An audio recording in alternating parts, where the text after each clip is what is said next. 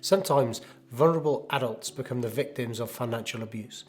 A lack of capacity is exploited for personal gain, and it's often difficult to notice. If you or someone you love feel at risk, immediate action is required. In this short 444, I'm highlighting these 5 ways that financial abuse can rear its ugly head. And they are: taking money or property, overcharging, forging documents, coercion, and abuse of legal powers. Finally, I'll finish with some ideas of what you can do to prevent it. Right, let's get into some of the ways you might notice financial abuse. This can involve various forms of theft. The most obvious is taking cash from a purse or wallet, but can also include cash point withdrawals, either unauthorised entirely or by withdrawing more than the agreed amount from the hole in the wall and pocketing the surplus. It could also be overclaiming benefits on behalf of a vulnerable person by exaggerating the severity of their situation or taking small items from their property without permission, for personal use or for sale.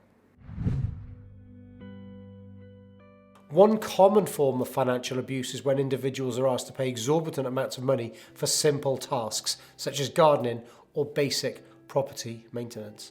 At an annual review meeting a few years ago, a vulnerable client of mine told me he was getting the glass in his windows replaced for £12,000. Not even the whole window frames, just the glass. He contacted the rogues after they put a flyer through his door. I immediately put him in touch with another client who was able to replace all the windows, not just the glass, for less than half the 12 grand he'd been quoted.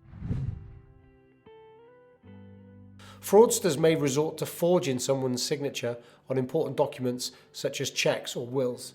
They often target lonely and vulnerable individuals who lack close relatives or friends, resulting in forged wills that go unchallenged. Financial abusers may use various tactics to pressure individuals into signing documents that they do not fully understand or agree with. This can include pressurising someone to sign a transfer of shares, car ownership documents, or even make a gift against their will. Acting as an attorney comes with certain responsibilities. These are outlined very clearly in the Mental Capacity Act 2005 and its associated code of practice. Unfortunately, some individuals misuse their powers.